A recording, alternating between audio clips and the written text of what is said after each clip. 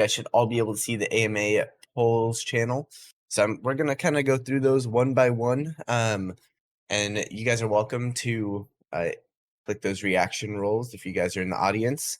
But let's get to it if you guys are ready to go. Yeah, that's good. That's good. We're good here. Ready to go whenever you guys are. Awesome. All right. So let me get the recording started. Okay. So these are a lot more just to get to know you guys a little bit outside of, what your project is, more to get to know the team a little bit. So first question I got for you guys, we're going to go through 10 rapid fire questions. First thing I got, Twitter Spaces or Telegram for AMAs? I'm sorry, was that a question? Yes. Do you guys prefer Twitter questions or Telegram for AMAs? Honestly, either. We're primarily a Discord group, so whatever works best, to be perfectly Yeah, honest. fair enough. Brandon, you got any thoughts? He had to step out real quick. We just finished another AMA, but it'll be myself. Let's just go with the Gotcha. TG. That's fine. Awesome. Binance or Polygon? Binance. Binance.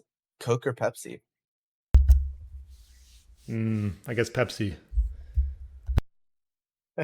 Okay. If you are into real estate at all, do you prefer Redfin or Zillow when you're looking up listings? Um, Last time I had a house, I had a custom built, but I guess I'd go with Redfin. Fair enough. Would you, okay, if you had the chance in the future, would you travel to Mars? Yes or no? Yes. Yes. Do you think you'd be okay with staying there? As long as we have some internet access so I can run my business, then we're all good. Fair enough. Gmail or Outlook? Gmail. If you had to choose one, the Dow Jones or Nasdaq? Nasdaq. Uh, James Pelton or Jesse Eckel? James Pelton. This one's always a fun one. James Pelton. Yeah. Okay. I've worked with both of them, but I like James. Fair enough. I think everybody likes both of them, so it's a good question to ask. And then trading bots or validator nodes?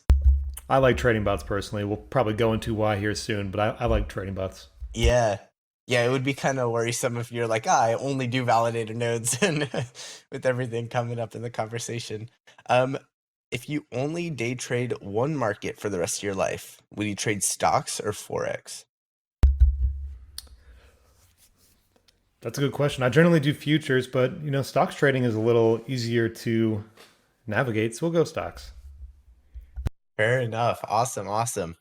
All right. Well, that concludes our rapid fire questions that we got. And we'll start to get into the team introduction. If you wouldn't mind going into who you are, what you do for ProtocolX, and then if Brandon, okay, he ended up leaving, but and you can go over the rest of your team and what they do as well, if you wouldn't mind doing that. Yeah, no problem. So Brandis had some technical issues. He'll be right back here in a second. But myself, my name is Neil, or Shiblord here on the socials. I'm founder and CEO of ProtocolX. I have a team of 6 total. We are all docs, and I'm KYC'd by Assure. So Brand is my community manager. He'll probably pop back up here in a minute. We have Jack, who's crypto cruelty in the socials as well. He's our Discord administrative lead. We have Steven, who's walks in the socials, and he is our graphics designer and lead on the socials on that end. And then we have 2 advisor kind of lead mod roles from Sally, who's Jared in the real world, and then Adam on the socials as well. So again, we have a team of 6 here. We each have our own, little different parts. I generally run the totality of it. Brand has done so much work. Walks is killing it on the graphics. We work very, very well together.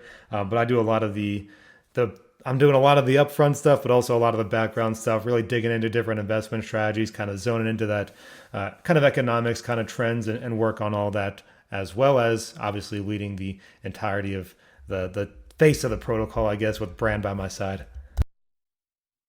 Awesome. Awesome. And that's a really good overview, actually, of what everyone's doing. Do you mind digging a little bit deeper into past experiences of the team and, before crypto, before Protocol X? Yeah, so myself personally, I first started out in the military back when I was 17, and I'm 29 now, so that was a while ago.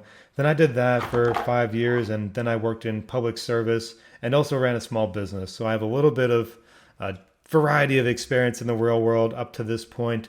But generally speaking, with that small business, it was a sales kind of orchestrated. It was a boat dealership, so we sold boats up north, and yeah, it's pretty fun business to get into. But it allows you to gain a different understanding and a different perspective of how to work some of the things that we are utilizing and seeing here in crypto now. So up until May, I was doing most of the real world work plus crypto, and then I moved to crypto full time this past May. I first got into crypto as an investment strategy. I do have an economics background from educational purposes through the Penn State University. So shout out to the Nittany Lions if anyone's up there in Pennsylvania. But I started investing back in 2018. Got my first community manager role earlier this year, back in January, in DeFi, and then obviously built up my own project from here. Everybody in our team has a good variety of experience in DeFi and also in real life. So we all kind of help each other. Multiple of my team members are actively, moderators or otherwise helping other Oh, you put projects, it and out I there? do as well. Last couple words, but I'm getting the gist of it. Yeah, yeah, we're good. Awesome. That's really great to hear. I think definitely the experiences that you guys have are going to play into the success of a project, and I think a lot of people forget that the team makes uh, a lot of those decisions, and that's going to greatly impact what's going on with the project, the future of the project, how long term the project is looking, and so forth. So that's really good to hear. Um, with that, you think you're ready to start to dig a little bit into Protocol X? Because I've been really excited to talk to you a little bit. When I first heard that AMA with MDB, I wanted to get a chance to get a firsthand look at what you guys are doing. So I went and checked you guys out. But you guys definitely have a lot. Zach, would you mind bring Brandon back up here? But you guys definitely have a lot to talk about. So let's get into it. Starting with really starting from the ground layer, so that if anyone hasn't seen you guys, uh, they can completely understand the full picture. Right, so thank you, Chris. Sorry about that. We've done about 35 AMAs and I've only ever had technical difficulties twice. So I apologize. You're good.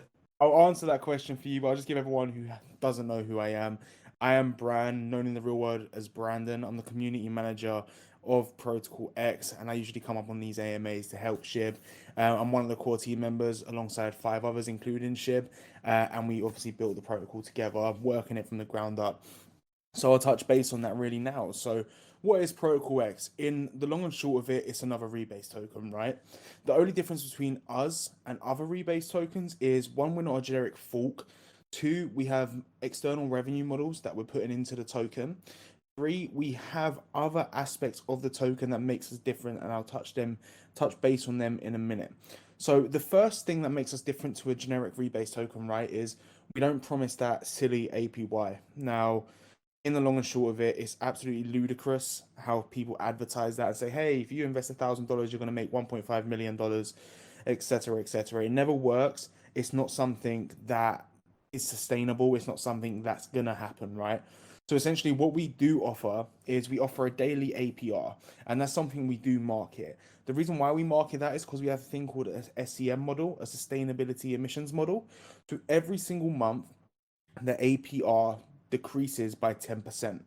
So in the first month, the APR will start at 1.77%. It will then take a 10% decrease at the start of the next month and continue to decrease until it hits 0.5%. Once it hits 0.5%, we're going to keep it at that, analyze the protocol, and go from there. Obviously, a year in crypto is a lifetime. So we'll evaluate Mm-hmm. that on end of year and see what we're going to do with that. So another thing that we have is Solar Protocol, our development team. So we don't have any anonymous developers. We don't have any possibilities of a rogue dev. Solar Protocol are actually doxed and KYC'd.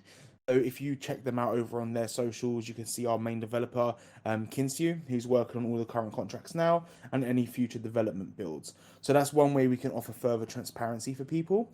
We also are integrating their liquidity management system into our protocol to create that sort of stabilization and raising price floor.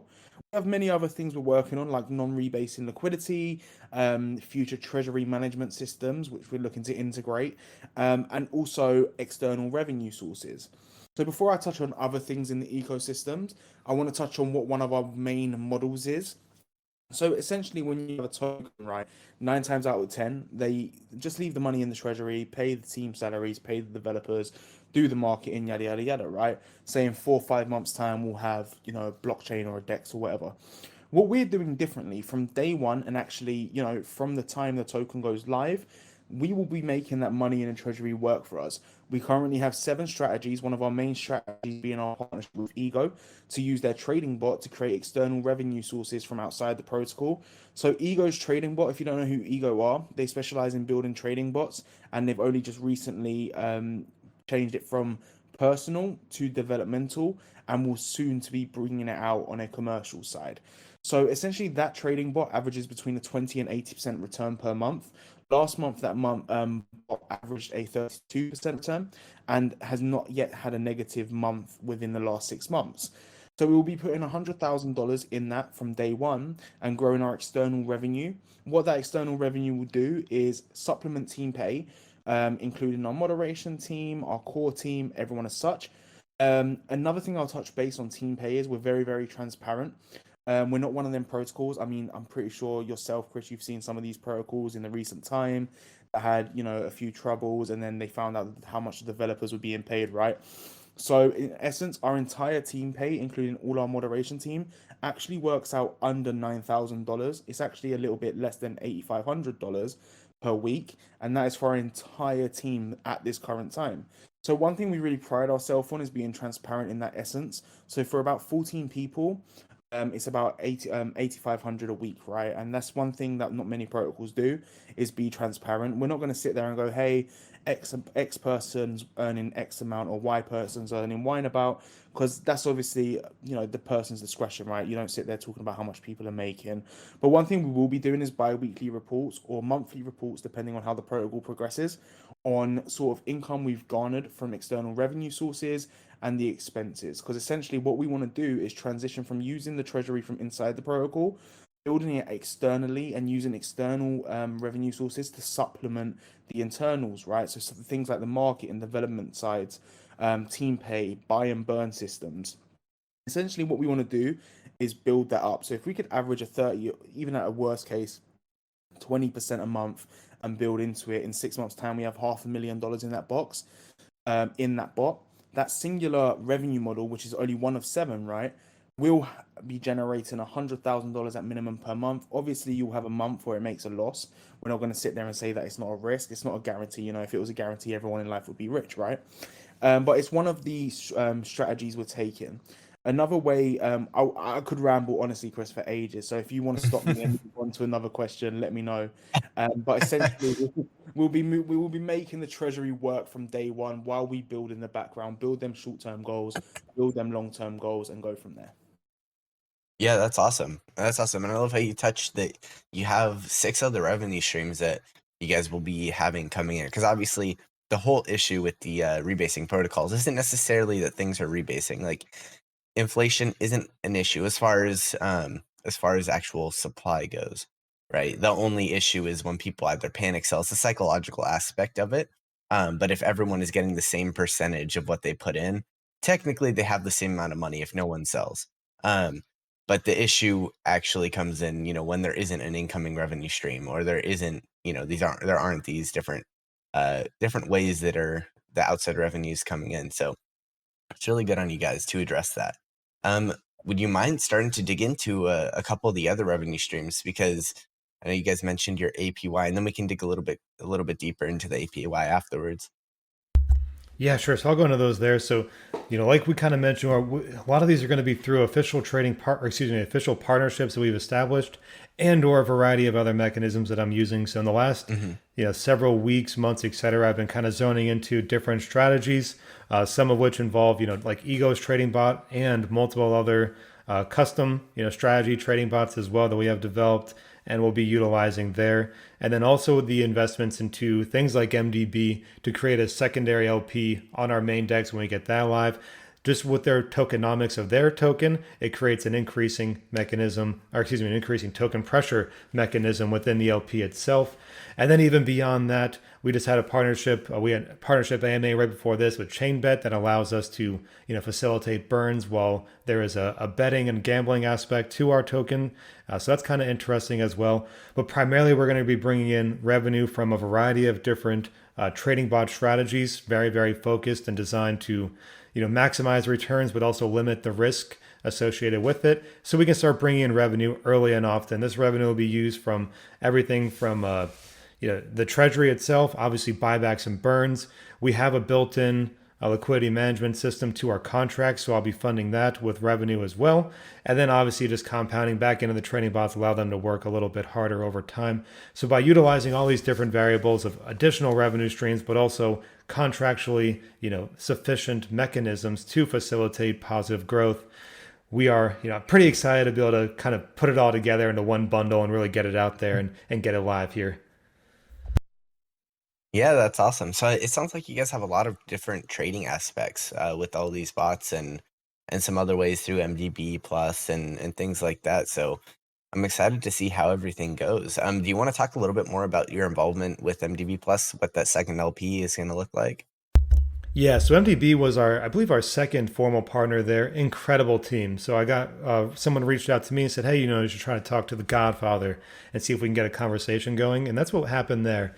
And basically, we just started talking, and it facilitated, or excuse me, it met a lot of the requirements that I have for this general partnerships. Great people, great vision, unique strategies, and then the ability to grow and manage through the space as well. So MDB, we're going to be utilizing kind of a two-tiered partnership system, but primarily it's going to be an investment early on. So I'm going to purchase the MDB Plus tokens as part of the initial funds, and then once we get that DEX established, I'll then pair, create a secondary LP with our tokens paired to the MDB Plus to allow for that really first paired token on our personal exchange as well. So it benefits us because MDB is so great at what they do and their tokenomics are pretty fantastic with the pair. But it's also a good show of faith for the partnership, saying, hey, we want to be involved with them moving forward. Here's going to be an LP. We want them to be front and center when people get up on our desk or on our decks. Sorry, 30 plus AMAs in 2 weeks. My brain is trying to work all over. And then obviously from there, then it's just the visual side of it, working with them via AMAs and different networking and really incorporating ideally a great system for all of us to thrive upon. Yeah, that's really awesome. That's really awesome. And I love the fact that you guys are trying to provide that value with that show of faith immediately, within your partnership. I think a lot of times partnerships end up being empty, and I do want to touch up on that in just a second, actually. Kind of leading from that with the rest of different partnerships, 'cause I know you said that you're really focusing on developing some key partners for your guys' future growth and development. Um, who are a lot of those partnerships with, and then what kind of partnerships are they? Because a lot of times right now, partnerships don't really mean much to different groups. So, and I know we've had that private talk about that as well. So I just want to let the public know. What are you guys actually looking for these partnerships, and who are they with coming up? Of course, so we have quite a few partnerships in the pipeline, right? A lot of the time, you'll know that some of these partnerships are a networking or a growth partnership. However, we do try our best to work with projects that we actually believe in, right? The core foundations, the team, right? Because if essentially you're investing in the team, it doesn't matter what ideology that project says they're going to have. It's the team you invest in, right? Realistically, when you talk about ego, you talk about Nerek and the guys that build the bots. When you talk about you guys, you talk about Zach and Chris, right? You don't specifically just sit there and talk about Cardinal House. You talk about the team behind it. So what we do is we try to go on these partnerships with teams, and the way we do that is saying, hey, what can we do to benefit you guys, which can benefit us? Now, essentially, one of our main partners, and I would say it's one of our primary partners, who is Ego. Now, the reason why Ego and our partnership is so efficient is because our protocol will be sustained by Ego system, directly helping Ego generate revenue while also helping us generate revenue, correct? So essentially, that partnership is there where we're constantly going to grow together. The more money PTX have to invest into ego, the more ego are going to have themselves. So the more ego have themselves, the more they can grow. So that is one of our, really proud partnerships that we have. Another partnership we have is Assure DeFi. If you don't know who Assure DeFi are, they're one of the leading KYC providers in the DeFi space, who are the official partners for our DEX XSwap. Now, XSwap isn't going to just be a generic, PancakeSwap fork and the boring yada yada yadas. What we're actually doing is we're working with, teams such as Magic Finance. I'm not sure if you've heard of them, for vaults Hmm. on the app. So essentially, the partnerships we're building and the partnerships we've gone, grown with. We've got the Club Monte Carlo in here today. That's another team that we've partnered with. The Club Monte Carlo hosts table games, and we do weekly events with them. However, we're also expanding that partnership and looking to the future and saying, hey, what can we do to work together more efficiently? So now we're exploring avenues where we can have our own platform for table games instead of using an external one. Build our own platform and grow that ecosystem to benefit, right? Benefit the holders, have that additional utility for the token to be able to use it. Like we just got off a meeting with Chainbet, right? We just partnered with Chainbet. That's another partnership who has direct utility for the token already. So you can already see where every time we have a partnership, there's sort of a method to the madness, right? One of our Hmm. large partnerships we have announcing very soon. We're hoping today. It may not be today, right? When you work with third parties, sometimes things get delayed, and there's nothing you could do about it. It doesn't matter how proficient you are. Sometimes there are delays, right? And unfortunately, sometimes the case. But if it's essentially what that partnership would do is help not only grow the token, but expand to a further space within the ecosystem, grow in other communities and grow our project, as well as, letting other people know about our project. So every time we have a partnership, it's okay, what can we do to benefit you guys?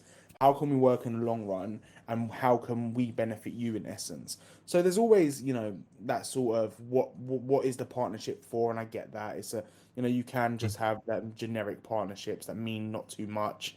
But essentially we do try grow them partnerships to have that real meaning instead of just being, a token on our website with no substance. Yeah, I love that. I love that. And I think the MDB partnership itself is probably one of the bigger ones within the DeFi space. I mean, correct me if I'm wrong, but from my understanding, I mean, they're obviously a very good sized group. Um, so their partnership means a lot. And it seems like you guys are really trying to put a lot of quality effort into developing these different ways you could both benefit from each other. Course. We have, I mean, three more partnerships coming. One of them much larger, and this is no obviously disrespect to MDB. We love the Hmm. MDB guys, but if you're talking about hold account, user base, and Yeah. obviously establishment, we have got a larger partnership coming. They will be our launch partners. We're not able to announce it prior to A, our pre-sale closing, and B, them announcing us. Obviously, for obvious reasons, right? They don't want the money to our pre Yes. and instead of the volume on their exchange, right? Which is fair enough. It's completely understandable. So we can't announce that yet, sadly. Or I suspect that our pre-sale may have increased a little bit more than it is. I mean, speaking of which, our pre-sale is doing extremely well. I mean, in this market in these conditions, $476,000. And I just want to say that all the project was funded directly by Nil. None of it was any private equity. Nothing came from seed investments. There was no prior transactions. There was no funding prior, right? So everything was Nil paid for it. Nil's gonna own it, and Nil is the founder, right? There wasn't the seed or Hmm. angel investments, and we kind of pride ourselves on that, right? Because we've seen these other projects where they had the seed investors, and then the people that bought the pre-sale, who were actually bag holding and being the loyal ones, just got dumped on for that quick buck, and then Hmm. how the domino effect goes. So yeah, we're really excited, really proud of our partnership so far. We're looking to go, every day there's another idea, man. I can't stress it enough. From the last time we spoke, Chris, I must have mentally changed our roadmap about 5,000 times, right? I'm messaging Neil 24/7, like, bro, this is a great idea. And he's saying, Brand, one thing at a time, please. You're blowing my mind off. But yeah, it's a 24/7 thing, man. If you're not focusing on that short term. Like even I've got Diamonds in here. Diamonds from the Club Monte Carlo who hosts our table games. I'm messaging him going, "Oh, this is a great idea," and he's saying, "Yeah, this is a great idea. Let's work on this." So everything's ever growing, man. I'm really excited, and I think one thing I will say before I shut up, because I do waffle a lot, I do apologize about that. No, you're good. In this space, I think some of the best projects are the smaller projects, right? And I'll say that Hmm. hands down. If you look at MDB, they're not extremely massive, right? But then you compare them to another project, and we'll use it as an example. I'm not afraid to say in my mind, the likes of Liquid Capital, right? You've got these smaller teams who are absolutely great at what they do, don't get the recognition they deserve. In essence, let's be realistic, right? And then you've got the teams who, I'm not going to say any names or blame the teams, but things happen. The project's dead after 2 weeks. In a nutshell, right? Hmm. So what I want in this space, and it goes back to the partnership question, right? Is unity between these smaller projects, grow together, actually make this a solid foundation where you go, hey, this project does this, this project does this, this project does this. These are all great investments. All of these projects are growing Hmm. together instead of going, yeah, F them guys, our project, and our projects were Yeah. left. It's not it. That's not how it should be, man. Let's be realistic. But yeah, I'm gonna stop talking. I'll let you ask another question. My apologies, Chris. No, you're good. You're good. And to kind of add to what you're saying right now, I had a call actually with a couple really good guys last night, and I think it was kind of interesting because they are going at it, not in any negative way. Like they're very, very, very awesome people, but they're kind of going at it in a way that's, hey, we're doing this on our own, and they have extremely ambitious goals, which is awesome to see. But something I was trying to also give my little 2 cents in was that when you're looking at doing things on your own and you are this small and you don't have all this VC money coming in order to pay for development or pay for these other things, it becomes significantly more difficult, especially if your idea is such a solid idea that you know big companies will take over if they get the opportunity. So it's really tough because we are such early movers into this space. We have to take advantage of that and work together to, focus on what we're the very best in, and really try and excel at that so that we become known for that before, millions of dollars flood into DeFi. So I Yeah, really like the point of view it's there. it's funny you say that because that's exactly Neil's point of view as well. Obviously, we have long-term plans, right? But not everything we just lay out. We can't just show all our cards. Because Hmm. essentially, as you said, there are them big guys with millions of dollars who are sitting there and could easily, very easily just go, that's a great idea. I'm going to do that. Take them a couple of weeks, spend $1 million, and the idea is there. Your idea is completely dead in the water, right? So it's always best to Hmm. keep some long term plans on the wraps. I mean, it is a smart idea. It's a way to ensure that longevity while you work on the short term. So no, I totally agree. Yeah, so both I mean, you touched on a really good piece, like both keeping, things under wraps, but also working with other people so that you can actually get up and running sooner than, a couple years down the road. Because by then, even if your idea is great, it's going to be really tough to make it popular, or the times are just going to be so far shifted, in a different direction than what you're trying to do. So, but that is really, really awesome. I love that. I love the whole outlook you guys have on partnerships and trying to develop as many as you can. And I think we're really big here about partnerships that are mutually beneficial, because if not, it's really not a partnership at all. So I do really, really appreciate the fact that you guys are very intentional about delivering on your side of the partnership first, even if that means, like you're not as worried about receiving from your partnership quite yet. It's more about, hey, let me do something for you so that that we're a quality partner, and we're going to continue doing this in the future. So that's really, really awesome, especially as a new protocol. And if you guys didn't know, just a quick update. Their pre-sale is still live, I believe, for like another hour and a half now. It closes at noon EST. Yeah, Is so that it correct? closes in about an hour and a half from now. Sorry, we're just talking to our development team at the same time, so apologies for the delay there. No, no, you're totally good. So, they're still in their infancy as far as the project goes. So just so everyone's on the same page.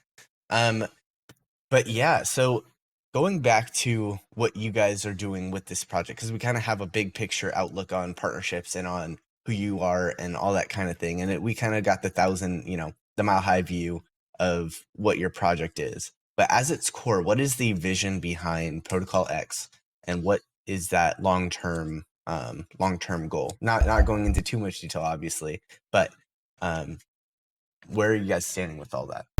Yeah, so the primary focus here is to create an actual sustainable passive income through a couple of different methods on this DeFi platform. So we're going to try to take this rebase protocol, throw in all sorts of sustainability variables, literally a plethora of them, as many as humanly possible that makes sense. Obviously, we don't want to dilute, but we need to, create a variety of different things to be working towards sustainability very, very early and often.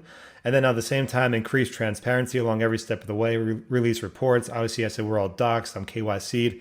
So the transparency thing is great. So we can have this passive income methodology with a token, a passive income methodology with the NFT revenue share system, and then the entirety of the ecosystem, which will begin to feed into each other via the DEX, and then some other future things that we will be building and releasing over time. One of which will be a very more real world kind of business model that I'd like to get live at some point. This isn't like a 6 month thing. This could take quite some time to build up, but there's things that I'd be looking to build towards into the future to kind of expand the real world things that might already be out there, but bring them a little bit more to DeFi and Web3 and integrate a variety of different aspects. That'll be kind of on the streaming side of things. So just as a little hint with that, but we don't intend on leaving the rebase protocol at any point. We plan on making that a very, very, important aspect of the ecosystem, from the passive income from the token and from the NFTs, as well as increasing the productivity of the decentralized exchange, and then allow all that to feed into each other as just we expand the ecosystem, rather than use this as a platform to move on, which, some projects do out there, but I'm not really interested in that kind of aspect. Awesome. Yeah, that's really good to hear. So you guys are really focused. I know you guys are really focused on trying to create this sustainability piece around everything going on. And do you mind touching up again, just in case anyone didn't hear, on the variable APYs that are coming up? Yeah, sure. So this is a model that isn't quite out in the space just yet. So the APY will start at 1.7% daily APR, and that's a rebase token. Rebasing, excuse me, my voice is starting to go. Give me 1 second here. All right, cool. You're Rebasing every totally good. 30 minutes, but 1.77% per day. So that's the first month. And then for every month from there, it'll decrease by 10%. So you take that 1.77% daily APR, take 90% of that. Month two is 1.593%, month three, 1.4337%, all the way down to the 12-month mark, for which we will then become a fixed 0.5% daily APR rebasing token. It will not go down further from there. That 0.5% is where I want to be. This allows us to take that natural demand variable that is associated with new projects and with rebase protocols and begin to adjust for the general likely decrease in demand over time built into the contract itself, while we also have all these other external revenue streams work in to facilitate very, very extreme and often buybacks and burns. This just allows us to then create another element of sustainability.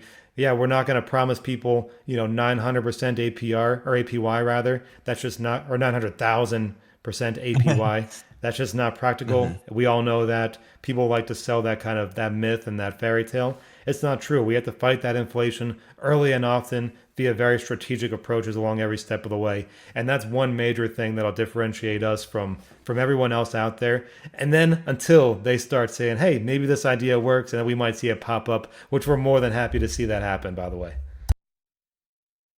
Awesome. Awesome. Yeah, and I think I'm very intrigued by kind of your innovative look into, let's try and create something. Things have been tested. Everything has been an experiment so far. Let's try and use some of those results to create something, something new, to like create some kind of new test that, we'll see if this project succeeds with your variable APY, which is very, very interesting. That was the one of the first projects I've heard of doing something like that. And I like how you have your set goals and what those milestones are as far as every month getting down to this percentage and continuing along that route. That's really awesome to hear. Um, if you guys are kind of ready for it, let's get into some community questions. Unless you wanted to touch up on anything beforehand. Now let's hit them. Awesome. So firstly, we got. Are you able to share some details or price estimates on the base NFTs you will launch soon? Yes, so I'll touch base on the X share system actually as a whole, right? Because we haven't really touched on it yet. So the base NFTs, which are the common NFTs, will be priced at around 1 BNB. If we have, some mathematical data to be able to increase or lower them, we will let you guys know. But at the current time, they're based at 1 BNB. These won't be released for a couple of weeks. However, I'll explain how they work. So it's essentially what it is a revenue share model, right? So it will be the first rebase token that will have a percentage of tax built into the token to feed the revenue share models, which goes back to holders. So there'll be 4 tiers for these revenue share models. You'll have the common, the uncommon, the rare, and the legendary. The legendary won't be able to be purchased. This won't have a tangible asset value to it. The legendary can only be you know earned or sort of given to you at periodic events. So one way to earn a legendary now is to purchase a maximum pre-sale wallet and hold their maximum tokens until the NFTs are launched. However, we don't believe in that sort of moon boy mentality, and we honestly respect people taking them healthy profits and taking their initial. So you don't need to bag hold your entire bag of tokens. You can take your daily rebases, but to get that free legendary NFT airdrop, you just have to essentially hold the base tokens you purchase, right? So if it's in a month's time, you can still, sell your compounded 1.77% a day if you so wished, or you can hold this down to you. A couple of features these NFTs will have is a split revenue from the taxes. So the contract has a 2% buy and 2% sell tax built in. This buy and sell tax from day one will automatically go to a wallet to fund these NFTs and the revenue share system. We'll also have different tiers with different perks. I'll touch base on the legendary ones just to give you an overview of the maximum tier. These legendary ones, they won't be able to be bought, right? So these will be given to whether you're a whale or a small fish. If you're the best helper in the community, if you've shielded the most, people will be able to earn these NFTs, right? And what they'll have is sort of a round table system where you can have access to one-to-one conversations with the team, video calls, voice calls, group meetings to discuss possible ventures within the token. So sort of DAO system without it being a DAO system, right? I think DAO systems are just a whale game, and usually get manipulated by high token holders anyway, so they don't really have much substance to them. So what we'll be doing is actually engaging in the community, right, and actually speaking with the community. Not only will this sort of have a roundtable system, it will have essentially a percentage of revenue coming from these trading bots. So the legendary one will have a set percent of all, of a certain value of the trading bot that will go directly to that, right? So if the bot has $1 million in it and it's getting 30% in that month and it makes $300,000, and say, what, for example, throwing out there, 10 or 15% of that goes straight to the revenue share model. If you've only got 100 people holding them or 20 people holding them, that's a fair chunk of money, right, in a month. So these will be ways that we can reward our holders. Now, going from the common, the uncommon, and the rare NFTs, the way you upgrade them is by using a thing called X keys. Now, the reason why we're using X keys to upgrade them instead of just using PTX, I'll touch base on that in a little bit, is because we want to future proof these NFTs. There's a reason why we haven't just done a pass, a node, or a door, right? The reason, I mean, a pass, a node, or something like a card to say that you've got an NFT share. The reason why we've chose passageways for these NFTs is because we want to future proof them. Essentially, what the doors mean is open, if you can open the doors to a new possibility, right? So we'll be implementing these in the future to gamification. The X keys itself will be obviously implemented into gamification one way or another also. With regards to the X keys, the reason why we have them there is because the only way you'll be able to upgrade your X shares is by using PTX. Now, what that essentially does is when you purchase an X key, your PTX will be burnt instantly. That's another way we're supplementing the burn system. By people who want to upgrade their revenue share models, you will have to burn a set amount of PTX to purchase the key to upgrade it. Once you upgrade that NFT, the previous tier gets burnt.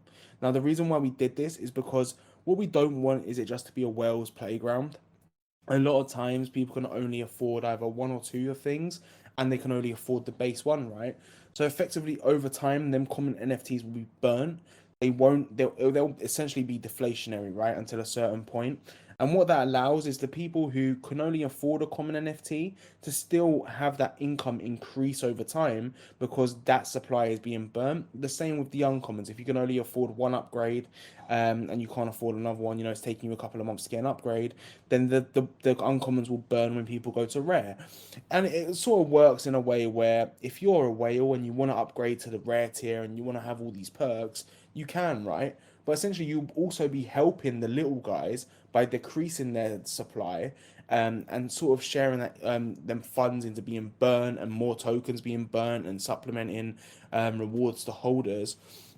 So effectively, the revenue share model is just a sort of way to bring that ecosystem together, to bring NFTs into the rebase space, use them effectively, and obviously to grow them into gamification and expand from there. Yeah, that's awesome. That's awesome. I love the whole overview that came along with that because I think that's definitely helpful, something that should be touched up on. Um, kind of branching off of that, what program are you guys using for these NFTs? I didn't realize this, but apparently they're AI generated NFTs. Yeah, so they're not actually. We did actually have a team design the NFTs, but we thought it was much more cooler to AI generate them, right? So we've got this sort of commercial license with a company called Midjourney, and all of the NFTs had to be minted and created. It's such a vigorous. I mean, Chris, you wouldn't believe how long it took to find the perfect ones, right? Because not only are they AI generated, when you think you've generated the perfect one, there'll be a little feature that isn't in HD, and you're like, oh my god, now I've got to redo it. So these are all AI generated, and the way that these were made is by entering text commands. Things like for the legendary one, you just explain what you have in your head, and that's sort of something I loved about it. Right, it was we got to be as creative as we wanted. Use the moderation team and the shout out to our mods who helped us pick the specific tiers, and that just sort of emphasizes how much we like the feedback from other people and get that external sort of support from the community, the team. Because yeah, these NFTs are wicked. I'm not sure if you've seen them, Chris, but they're No, do all. you have any to show? You know what? I've got a Medium link. I'm not sure if I can share the Medium in chat if it'll get deleted or not. But I'm gonna drop you an AMA questions now. There's a Yeah, Medium that'd be link there, perfect. and I'm gonna drop the NFTs, right? And I'll go through them a little bit. Oh no, I can't post pictures. Ooh. But that's fine. If you click on that, you can see some of the NFTs. Some of them are really cool, right? You've got the uncommons, you've got the OG ones, you've got the legendary ones, and all of these were handcrafted by AI generated commands. None of these were designed by like, a guy behind the computer drawing them or building them. Every single one of them had to be perfected using text only. And the reason why we like them so much is because we set that ideology of using passageways because when you unlock a door it opens to new possibilities, and using this AI system, I mean, we did have a guy develop and build an entire X key system, the door system, but essentially this took the biscuit for us. I mean, using AI to generate the NFTs and in the future possibly generate the land as well. I mean, hint hint, I mean, you don't know what can go on there. It's just something that we really like thinking outside the box, using these to implement into our token, and obviously be a little bit different rather than just a generic NFT, right? So if you have a look in that Hmm. medium, you can actually see what each tier benefits from. These won't be coming out for another 3 or 4 weeks until we sort of finalize all the contracts as such. But these are also another cool thing that we'll be having coming down the line, and they will be generating income from day one. But it's just sort of a way that our ecosystem future proofs itself. If we did a generic Hmm. pass it, you hold the revenue share bronze card, right? You can't really upgrade that in the future. There's no longevity to that. It is what it says on the tin. Whereas, being a little bit mischievous and a bit mysterious, should I say, sorry, just goes, hey, these are cool NFTs. What can you do with them in the future? And that's what we're all about, is being able to have a product such as our contract that we can grow from, have the NFTs that we can grow from, right? And not stump our growth. If we decide we want to take a completely different route, we have the ability to, because we haven't, sort of drawn a line where we've said, hey, that can't be upgraded any further. So we're making sure everything has the ability to be upgraded, expanded upon, and the X shares, obviously, we want to move to gamification further down the line. The same with all our tokens as well. Yeah, that's very, very interesting. I really love these pictures. They're really awesome, actually. I guess with the gamification of things, are you thinking more of a gamified aspect, or are you thinking of a game in itself? It's and there's multiple opportunities. Obviously, we're very early doors, so I wouldn't want to Hmm. solidify any options there. We are Yeah. looking at, the gaming and the arcade sort of table games and Hmm. those sort of platforms, right? We're looking into that, but then we also have these doors aspects, right? We have the keys, we have X swap, and we have PTX, so we can integrate that into a pay to earn and play to earn game, and use the Hmm. entire ecosystem because of the zero taxes on transfers as such between the whole ecosystem. We're then able to grow on that. So there's many possibilities. We've got so many ideas, working with teams even now on thinking of ideas, what we can do to grow from there. And obviously we've got Monte Carlo in here who we're going to look to expand on, the table aspect side of things, sports betting and such and that. But these are just, how can I say it? Side quests. We have our main Hmm. focus, we have the main goal, and you know what? If I'd be lying if I didn't say our main goal in the entire protocol is to actually give rebase projects a good name again.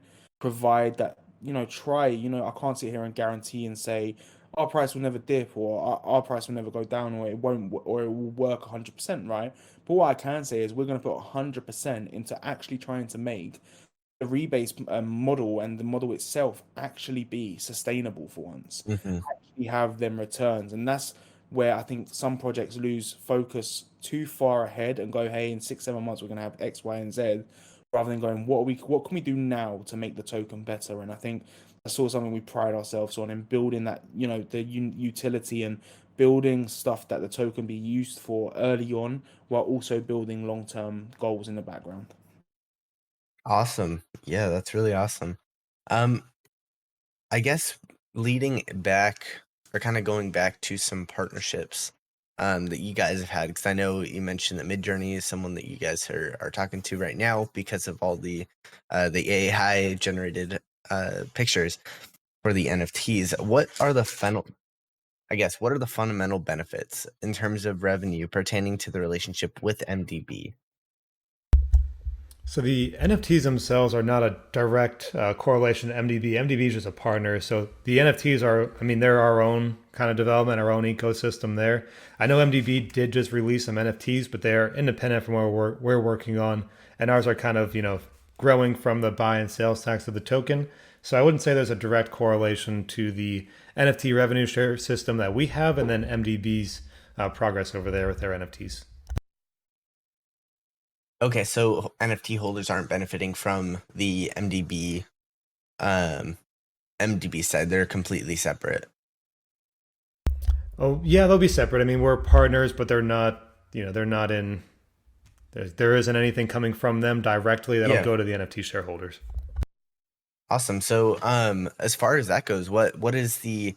I guess I want to make sure that I get this question answered if it was meant in a different way. What are the fundamental benefits for just token holders as far as MDB goes?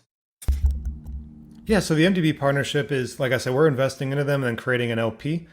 So with us in putting money into their system and then just that mutual work there, obviously we're buying the tokens. A part of their tokenomics is every buy and sale facilitates a burn of the token itself. So that's kind of what they're doing there. So again, it's not like a direct, hey, we are distributing something to the token holders of MDB. We're just facilitating their system within our own system so that we can all grow together. That's kind of the general aspect of that exact partnership. Gotcha. Awesome. Awesome. Good to hear it. Um, sorry, I'm trying to navigate through all these questions, past all these pictures. In the future, you have a blockchain mentioned on the roadmap. Any early details on why your blockchain will be different, given the amount of time, or given the amount of them being created over the next year? So that's obviously one of our long-term goals and isn't one of our main focuses as of yet. What we want to Hmm. do is focus on the decks in the short term and expand that. The X in our name stands for, cross chain. So we're looking to expand that, and obviously that's a long-term goal. But I don't want to sit here and give, the false premises that we're going to be the best blockchain. So that will evolve over time.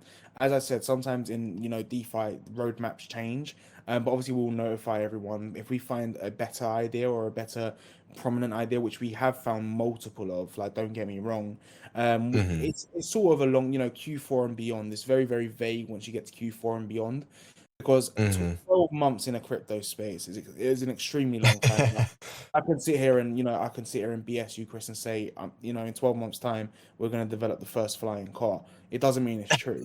I couldn't, say we're going to be going to Mars, as you said earlier. It doesn't mean it's true.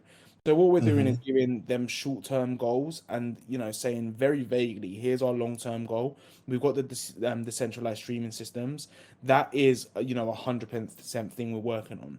The possibility of a blockchain, right? I mean, everyone's making a blockchain. We need to still figure out what we can do, and that's one thing we're very transparent about. I'm not going to sit here today, Chris, and say, oh, yeah, we've already got this massive idea planned out for why our blockchain is going to be the best blockchain in the world and everyone's going to love it, right? It's not the Hmm. case. It's a very vague part of the roadmap. What we are focusing on right now is the next, 1 to 3 and 3 to 6 months. What can we do in the first 1 to 3 months to not only not lose our engagement, not lose our hold account, because I can make, as I said, Chris, a flying car in 12 months. But if I've got no one in my community that cares, then no one's going to care about the flying car. So you've got to have that short term hype. You've got to have them scheduled releases, have the drops. Don't shoot all your bullets at once too early on, and then build that up over time. So effectively, the blockchain is a back on the back burner. It's not a main focus right now, right? I'm not going to sit Hmm. here and hype it up, but we do have many, many things that we're working on in the short term. That once we have more formalities, lined up, we'll work on. But as I've said a couple of times, our main focus at this point in this AMA is making the token sustainable and bringing that external income from the outside in to further feed it. Yeah, I love it. I love it. I love the idea of, or what, not the idea, but I love the process that you guys are kind of going through as far as focusing 100% on, the things at hand. I think a lot of times things move so quickly that it's really tough to hone in on one idea and take it to its extreme. So it's really awesome to see. Um, Kind of leading on from that. I got a kind of interesting. Hey, I'm getting to it, Brent. So we have Brent the Schiller in chat.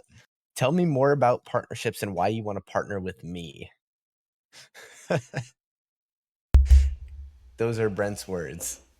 Yeah, sir. Let me see here. So, I mean, partnerships are obviously important for everyone's growth and success here.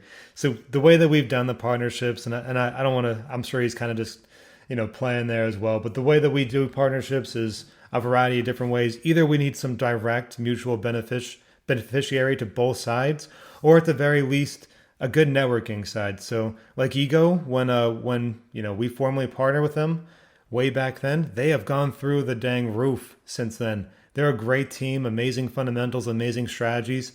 Maybe they just need a little bit of eyes on them. And I'll talk about this. MDB, when I partnered with MDB, I didn't know that MDB was already talking to the Ego guys, to Narek over there who's leading it. And he just started asking me, the Godfather, I was like, hey, what do you think of them? What do you plan on putting into their bot? And I explained to him what I plan on doing with them and how I know them and everything like that. And now MDB's going pretty heavy into Ego and their trading bot too. So this is a networking thing where we all, hey, I know their team, MDB might know other people. We actually trust and work with each other. We've been on voice calls, we've been on video calls, we interact all the time. So we kind of get a good idea, a good grasp of the people in this space who are worth investing into. Because quite frankly, there's so many great teams out there that don't have the eyes on them because they're not, scam hype coins, and they don't get the traction that they deserve. So this is a way to Mhm. facilitate that change in the environment, saying, hey, these guys have a dang good strategy. I'm out here shouting Ego's name at the top of the rooftops. Yesterday in one of the AMAs, I said, at the highest skyscraper in West Texas, which there are no skyscrapers in West Texas. So, that's just what I do there is we're trying to help each other out in the space. And that's how I like to funnel and function with my partnerships. The Assure DeFi one's incredibly important for our decks and for security. So I definitely enjoy that kind of stuff too, but they all have their own piece, and some of them are it's just networking. It's just trying to get eyes on them. And others are very heavy investments. So I take a variety of different things. And hey, I'm willing to talk to anyone in reference to partnerships, so they got to meet some of the requirements too. Yeah, Yeah, I mean, that's just to awesome. touch on that as well. Sorry to cut you off, Chris. No, Ego. you're good. I'm gonna have a chat with Narek because every single time we have an AMA, I mean, we've had, I think this is our 32nd AMA in 2 weeks, right? So we're averaging about five a day, and every single AMA we've shouted out Ego. So I'm gonna start coming over there to Narek and the team and saying, "Hey, I'm gonna want some referral codes at this point." But no, great guys over at Ego, man. And this is what I said to you, Chris, before is some of the smallest teams have the best people in them, right? You've got the massive, hyped up ones, and sometimes just because they're hyped up don't mean they're a great team, right? And then you have the MDBs of crypto, you have the egos of crypto that only need that small bit of recognition, and then they blow up. Like if you look at egos chart, when we first partnered, I'm not taking credibility, and Shib just touched on it, but ever since we started bringing light to how great their platform actually is, and that goes with the networking partnerships, right? It's just you have to bring the eyes, and you have to sort of show people that just because they're not a massive crypto don't mean they're not good. And that's exactly what's happened with Ego here, as people have finally gone, hey, PTX are raving about them, right? They must, if they're doing a pre-sale, and even during their pre-sale, they're telling people to buy, Ego, not financial advice, of course, then it must be a good team. So, it, you know, um, these some of these partnerships, they have that long-term benefit, right? They have that mutual benefit. But some of them, another example is we had some problems prior with a development team, right? So our development team kind of let us down. We then moved to Solar, and the only reason why we got Solar because Narek from Ego, one of our partners, was like, "Hey, these are really reliable guys." So now we've met Solar, and it's been a great experience thus far, and we've been able to work with them closer. They give us daily updates, they give us scheduled updates, and everything's going nice and smoothly over there. So these partnerships and the networking connections, helping each other grow, is just something I think DeFi is, missing a bit of. And there was a bit too much hostility in the last couple of months, Yeah. within the rebase scene. Yeah, 100%. And I think we're kind of moving into more of a partnership based thing. I do think people are starting to realize crypto is moving extremely quickly. Business and, big money is going to enter the space soon. So if people have any hope of succeeding without selling their company and working for someone else, we have to kind of work together to move into that because as big business enters the scene, big money enters the scene, and we have issues competing with, I mean, a big issue right now is people affording devs to work on the project and speeding processes along. So without that, your project can turn from an amazing idea to being something that's just second to the scene if you don't have that funding to get done first. So I completely agree with your point. I'm not sure if that made sense, but but yeah, it's very interesting, and I'm very curious to see where things lie and how many partnerships are kind of going to continue to come out of different projects. But I think that kind of brings us to a close. Do you guys have any following statements? And where can if you guys wouldn't mind dropping the your Discord link in our AMA questions chat, as well as kind of giving a brief overview, because I think the pre-sale is an hour long. Or we have an hour left. Hour I'm sorry, left. in the pre-sale. Hour Yes, I'm left. trying to think of how to speak English again. But we have an hour left in the pre-sale. If you guys want to touch up on that real quick and drop a Discord link, that'd be awesome. Yep, so our pre-sale is live for one more hour officially, so you can engage with our pre-sale up on our website. I don't know if Brian already dropped the link in there, but we'll drop the links there. We have our own website, and there is a pre-sale page on there. Just go on in there. You need some BUSD to buy the pre-sale tokens, and then just a little bit of BNB for gas, of course. But yep, we're live for one more hour. Jump on in our Discord. It's our primary networking group for all of our community. We do have a Telegram, just announcement only, but hit us up in the Discord. My DMs are open, Brand's DMs are open. Ask the questions in the general chat. But we are more than happy to answer your questions, even though we are working with a lot of other people at the same time. I can multitask very, very well. So hit us up there, and we look forward to seeing you guys all over. And thank you for hosting us today. Awesome. Really, really glad we got to have you guys on pre-sale pre-sale day. But have a wonderful rest of your guys' days. And then if you guys do have any questions, feel free to drop it in the questions channel, or like he said, DM one of them or join their Discord and message one of them or the mods. But thank you guys for tuning in. It's really awesome to get a group of you guys here on a early Friday morning. But have a wonderful day, guys. Hey, appreciate you, and talk to you guys later. Sounds good.